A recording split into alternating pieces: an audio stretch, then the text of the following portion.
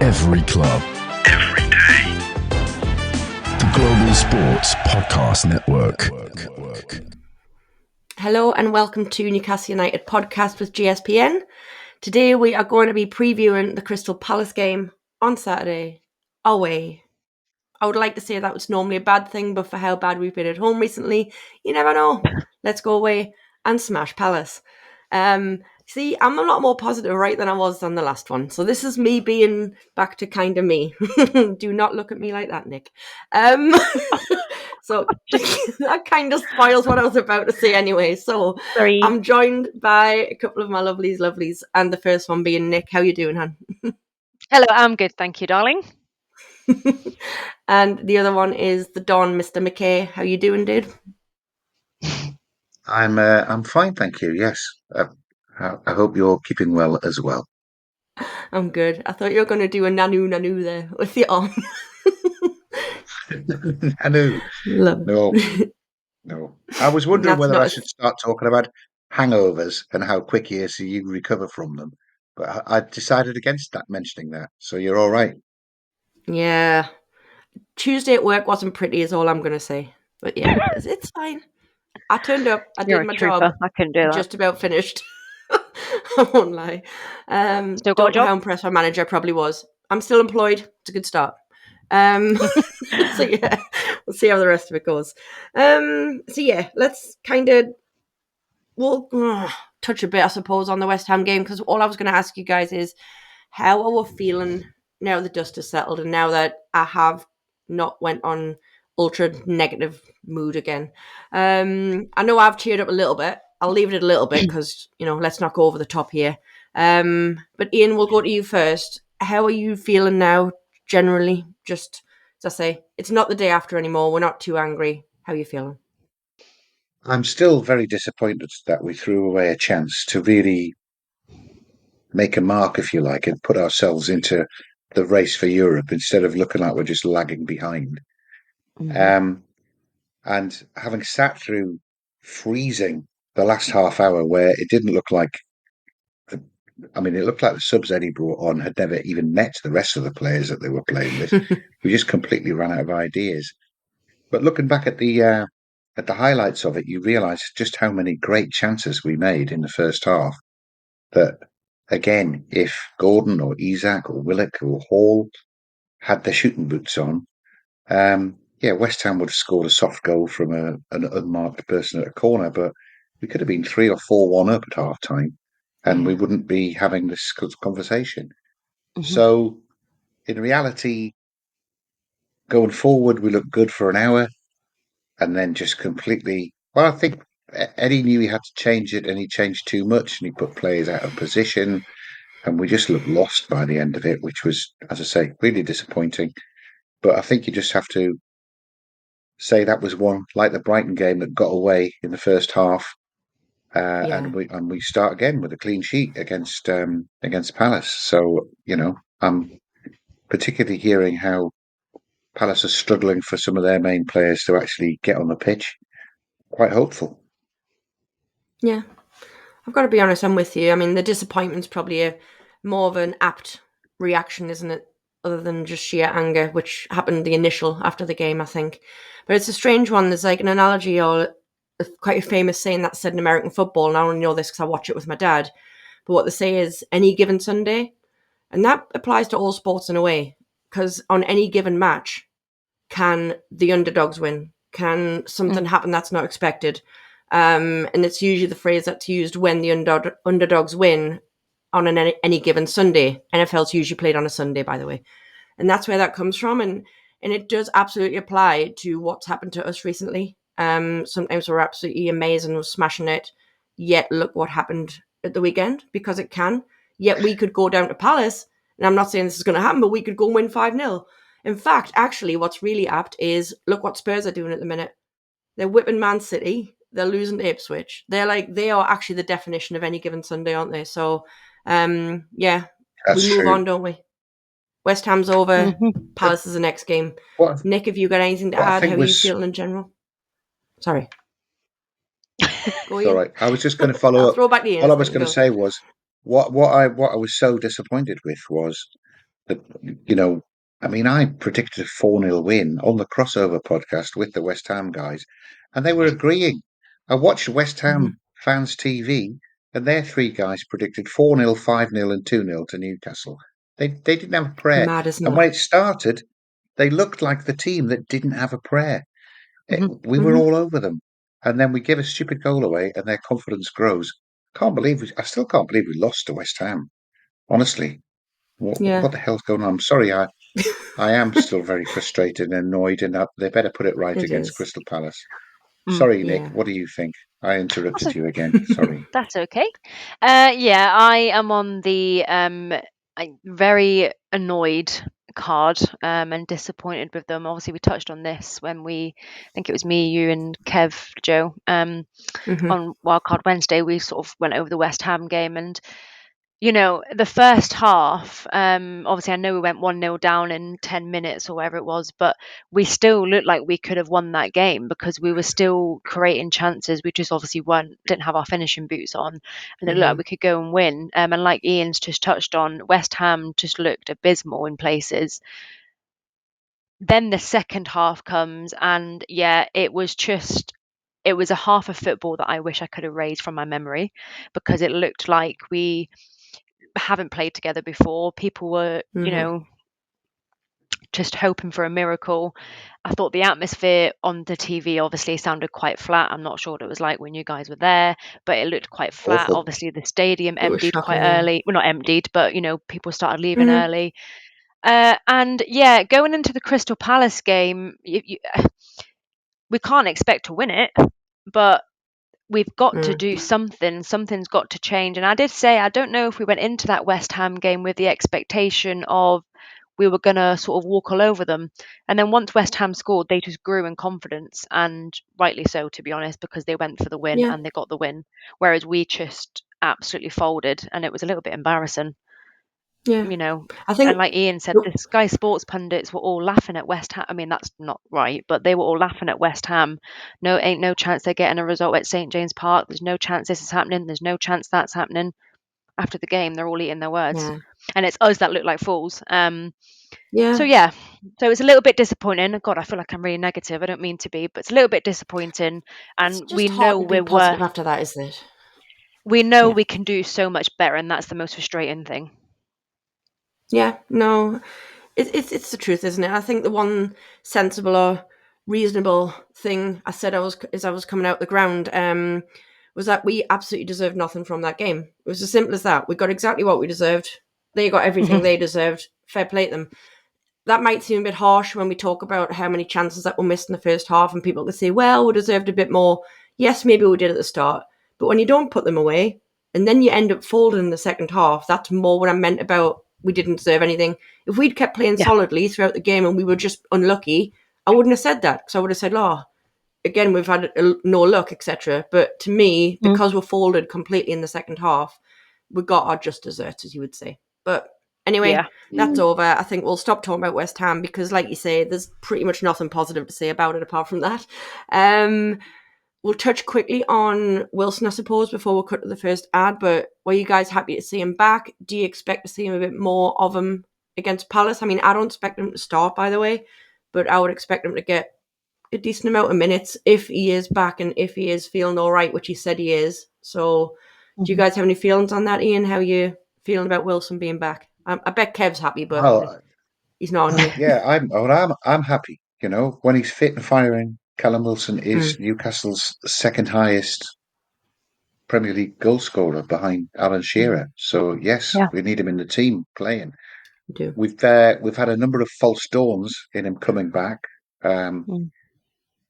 but we don't know whether he's fit properly or not until he plays. So get him on. It might be that a fit Callum Wilson at centre forward gets to move Isak over to the left, or maybe Isak could play down the right. There's a whole load of extra options that come available, extra attacking options that become available. And maybe Wilson being fit kicks Isak up the backside to practice his finishing. I know he'd scored 4 in 4 with the game before, for the games before West Ham, but he made some wrong choices against West Ham. He missed a couple of easy shots.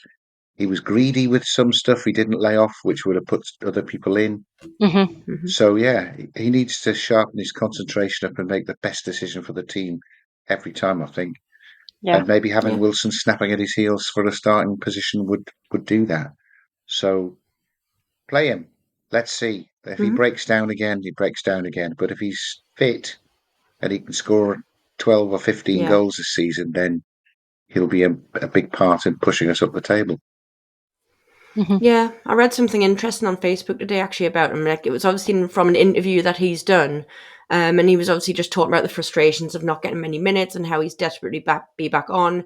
But that he's also been seeing a lot of specialists about the fact that he does get injured so much and how he's done a lot of lifestyle changes, which I found was interesting. So I would have thought as a professional footballer, you're kind of right up there with your right lifestyle, if you know what I mean, because he doesn't seem like a George Best, like to call it, where he's just out on the booze all the time and smoking and all this. Do you know what I mean? He seems like a fairly normal footballer of the modern variety, is what I mean by that. But no, he was talking about how like different sleeping and different recovery methods and different this and different that, and I found that really interesting. So if it really is changing a lot outside of his like actual pitch time, game time, let's see how it impacts him. You never know. Have they found a little bit of a formula with him towards the end of his career, which would be a shame for him, I think. Nick, have you got anything else to add before we break on this one? The problem with Callum Wilson is how long is he going to be fit for? And I know that's probably not the right way to think, but just his history, obviously, he's just really injury prone, isn't he? And it's a shame because he, on his day, he is unbelievable.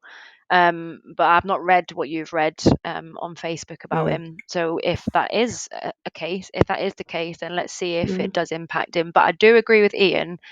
I don't think he'll start, but I think we'll probably see more of him than what we did on the obviously West Ham game. So he needs minutes. The game we want to forget about. The game we want to forget about. He needs minutes. I completely agree with Ian in the fact that obviously I thought Isak hit a bit of solid confidence over the last couple of games before the West Ham game, and then West Ham game his decision making was a little bit poor. So this may now give Isak a little bit more motivation to, pull it out the bag a little bit. And yeah, I think we'll probably will see Callum Wilson, and I think it's needed. And obviously we all love him, don't we? It's just a shame of how injury prone he is. So yeah, we shall see. Sure. It's a hard one because I do really like him, but he's just very injury prone. Thing is that it's really taken ages for him to come back. Yeah. He hasn't played this season before West Ham. And it may well be that they've taken that decision. Look, Callum, you think you're ready to come back at the start of September, but we're going to make you sit on your arse for another 8 weeks to make absolutely sure everything is healed, you're properly match fit. Yeah. And that's why there's been this frustrating, oh yeah, Callum might be back here, he might be back here, and he's never come back until now. If all of that extra rest and recovery has fixed things, and we get Callum Wilson where he's playing every game now to the end of the season, then that was a great decision. But if he comes on and plays a game and a half and then he's pulled his hamstring again, I think it's I read that he's looking to get an extension to his contract for us, but I think you could almost book the taxi to take him away at the end of the season if he gets crocked Yeah, again. there'll be not a chance in hell, will there? If there's any more injuries this season, I think. But anyway, let's hope that doesn't happen, because if he could stay fit for the rest of the season, it'd be absolutely fantastic. And then, if I'm honest, even though he has been chronically injured for us over the years, I'd be happy to see him get an extension. But that is very dependent on him now having 0 injuries between now and the end of the season, by the way. 100%. Right, on that note, Ian, we'll cut to you for the first advert, if you don't mind, please. And it's for Zencastr. Do you have a story to tell that the world needs to hear? Have you struggled with reaching new audiences who are engaged with your story? It might be time for you to start a podcast. Let me tell you about a platform we use here at Global Sports Podcast Network. Zencastr makes it easy to start a high-quality podcast built for growth from day one. With 4K video recording from your phone and AI editing that automatically removes ums, ahs, your nose, and 22 other speech patterns, Zencastr makes it super easy to start a podcast that sounds great. Ready to tell your story? Check out the link in the show description to learn more about Zencastr. Lovely. Thank you very much. Cool. Moving on. What I think we should talk about next is something that we've probably talked about a few times, and it was something that Iain labelled as our golden formula. So it was leading into or away from our initial blip and into then that good run of games that we had, and we thought we'd found the golden formula, so to speak, until the weekend happened. So does this mean that we haven't found the golden formula? Was it just another one game blip? You know what I mean? There's no point going into panic stations about stuff. I appreciate that. But do we feel like it is time for a reshuffle? Is it time for Tonali to finally start a game? If so, who for, sort of thing? I've probably got a few things I want to say on this, but I'll not go on straight away. I'll just kind of cut in as you guys are speaking. But in general, how do we feel? I mean, I know Byrne's going to come back in the back line, which we all knew wasn't going to be great anyway, by the way. It's not like Kelly coming in was going to be like a marvel. It was just a forced change. It was just really unfortunate that he was pretty much at fault for both goals for him. I feel partially sorry for him personally, but never mind. But anyway, Nick, I'll come to you first. What's your kind of thoughts? What would you maybe change apart from Byrne naturally coming back in at the back? Just on the Byrne and Kelly switch, obviously, I think Byrne obviously will come straight back in. I thought Kelly did have a really poor game on Monday night, and I did feel sorry for him. But then also, as a professional footballer, making mistakes that he shouldn't really be making. He's in his position. It's one of them. So he had a poor game, and obviously, I think naturally Dan Burn will come back in. That's where we really struggled. And I'm going to be honest, I don't know if this is going to be an unpopular or popular opinion. I'd have no idea, but I'm going to say it. I thought Longstaff had a really, really poor game on Monday, and that is a switch I would be making. So yeah, I don't think he played well at all. I thought he also made mistakes, him and Willock, to be honest. I thought they both not started poorly, but as the game grew on, I thought they both just weren't given a lot. And I know it's going to be an unpopular opinion, but it's just from what I was watching, and that is it. On the Tonali saga, if he's going to make that change, it potentially might be this game. But who knows? I don't know, because obviously he's not really found a balance of playing Bruno and Tonali together, has he? But if there's going to be one game where he starts, it could be this one. Yeah. He hasn't found it, but he has to find it. If this whole He's got to Bruno find and it, yeah. Tonali, because I can't see Bruno leaving anytime soon. I think on the pod with Kev, I said I thought if anyone was going to leave, it would be Isaac. I mean, that's a whole other subject, but I still stick by that. I'll be honest. I just think I can see Bruno sticking around a bit longer.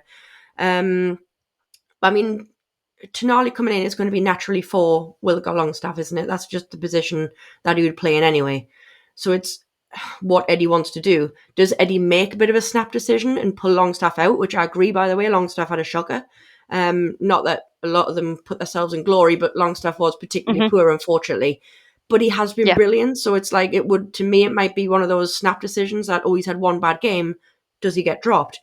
Eddie's not that type of manager from what we've seen. He generally doesn't just go, right, hang on, you're out, done. You know what I mean? I'm hooking you sort of thing. Or he might need to be that kind of manager for a little bit. He might need to just switch it up a little. I don't know. It's a tough one because it's not just a natural solution. It's not like we're going to bring Tonali in and be unreal on Saturday, is it? So I don't think we need to. Sorry, I'm doing an Iain now. I'm cutting you off, Iain. Sorry. I I don't think he's going to hit panic mode. Obviously, look, the reality is we're going to lose football games. We are going to lose football games.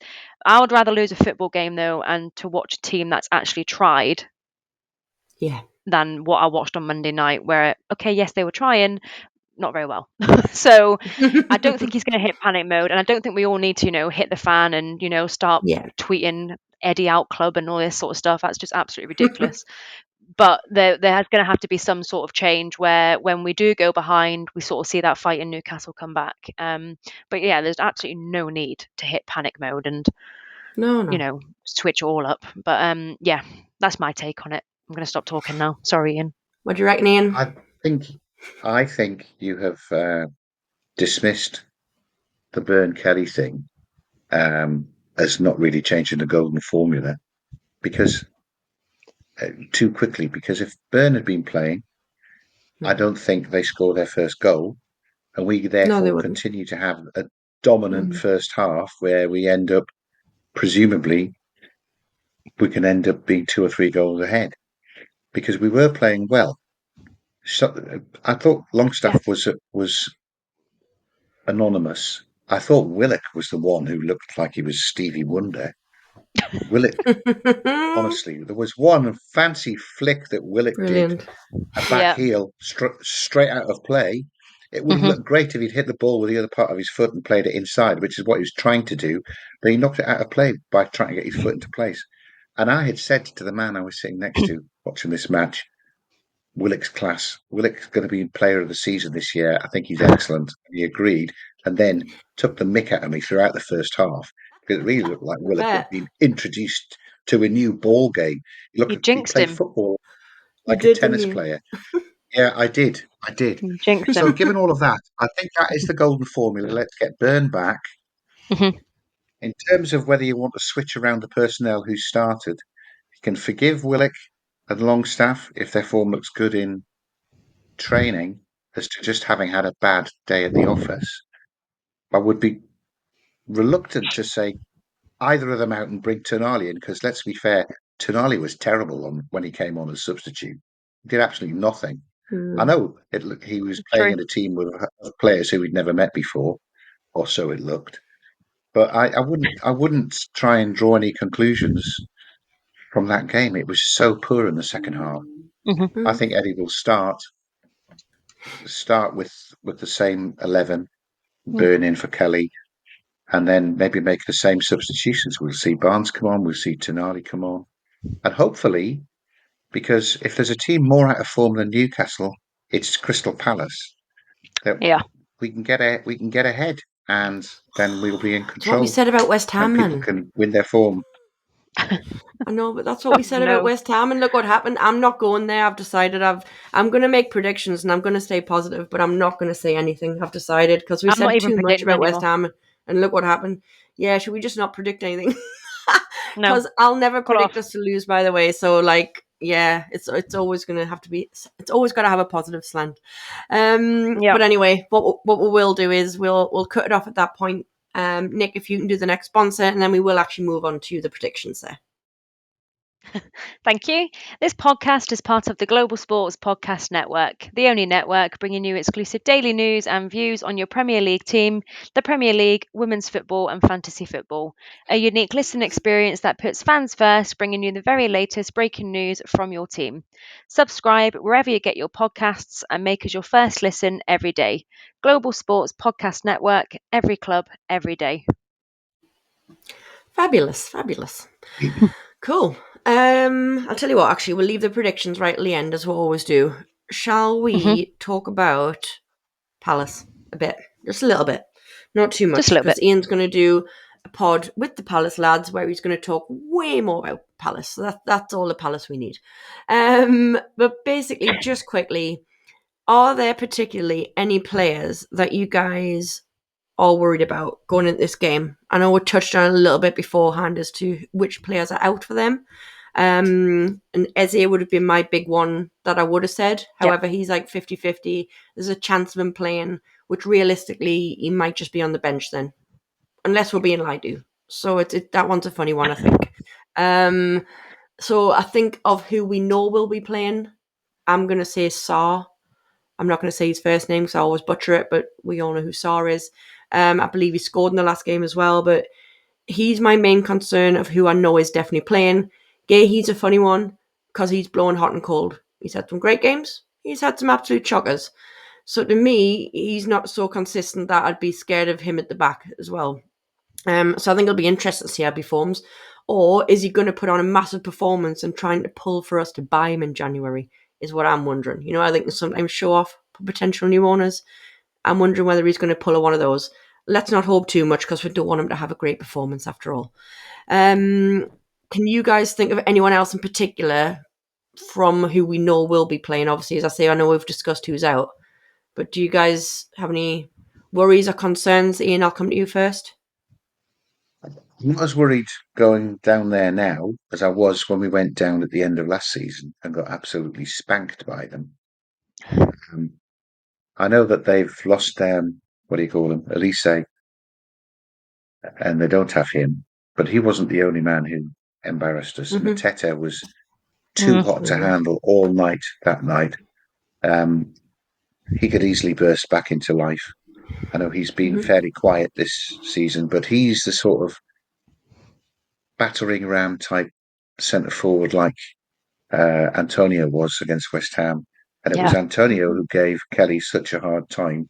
it And I was. thought, although we've all slagged Kelly because he didn't get to those headers, I thought he handled that really horrible, horrible, horrible opponent quite well. He ended up underneath him most of the time.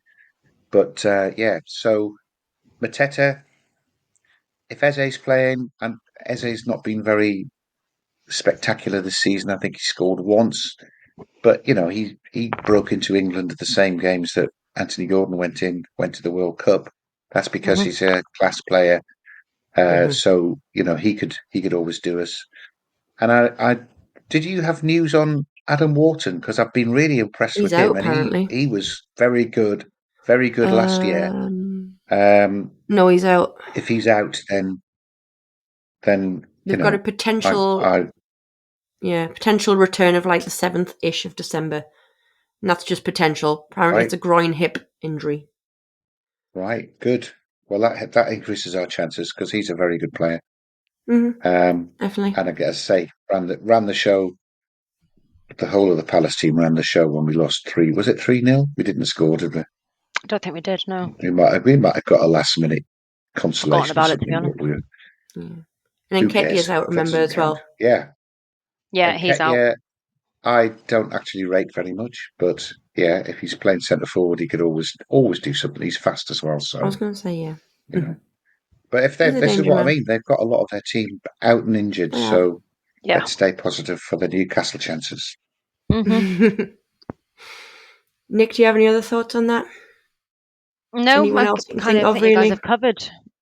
I think you guys have covered them all. To be fair, I think you guys, one of you two mentioned Mark Gahey. I'm not worried about him. I'm not worried about him at all. I No. think he's He definitely blows having too a hot bit and of cold. I a don't think he's... Yeah.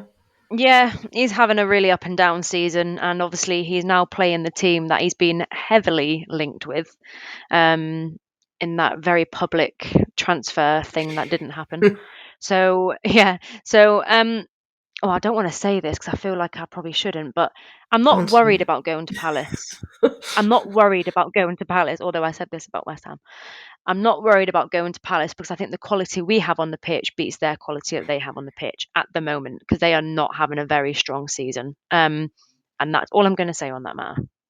So I'm not worried. I'm staying positive. I like that. That's all right, because it Yeah. doesn't jinx us. It doesn't do anything. Nothing can come back on you. I like that stance. No. Right, go on then, because I think this will be really interesting, actually. Let's go for some score predictions. Ian, I'm really wondering, are you going to stick with your normal or are you going to go something different? Well, what am I going to do? When I was thinking about what I was going to say, I thought the 2 of the lowest 3 scorers in the league. This has got a horrible goalless draw written all over it. Last man to Oh. last, and it could be that. However, I'm hoping that Newcastle against West Ham was a bit of an aberration. We were good for the first hour or so. Let's continue with that and actually manage to get ahead. And then I think it will be a fairly comfortable 3-1 away win. He's sticking with his normal. I like it. Here he goes. I love it. Brilliant. Go on, Nick. I'll let you go next then. Worked What do you worked reckon? at Forest. Worked at It did. Forest. Well, It did. It did. It did. I am going for a 2-1. Newcastle, obviously. Obviously. Yeah. Obviously. I'm going to go 2-0.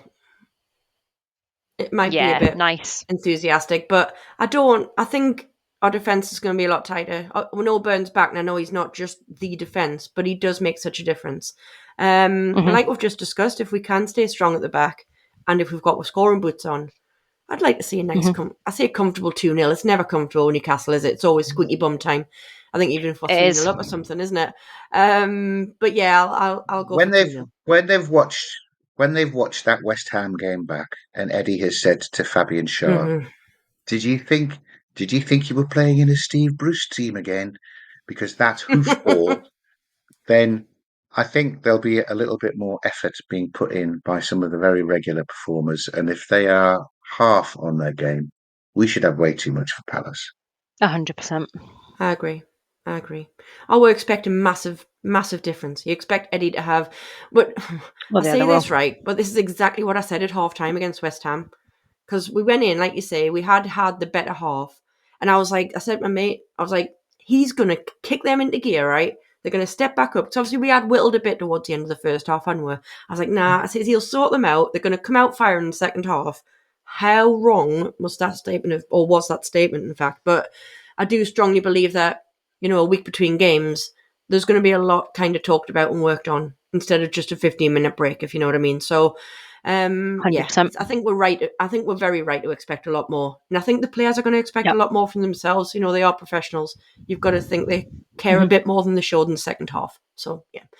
Yeah. I think we'll finish on 100%. that anyway, because that is probably the most positive we've been all day. It's been fun. But I think I'll see you guys in a few days after we've had a lovely weekend off. It's been nice as always. See you guys later. Bye. Every club, every day. The Global Sports Podcast Network.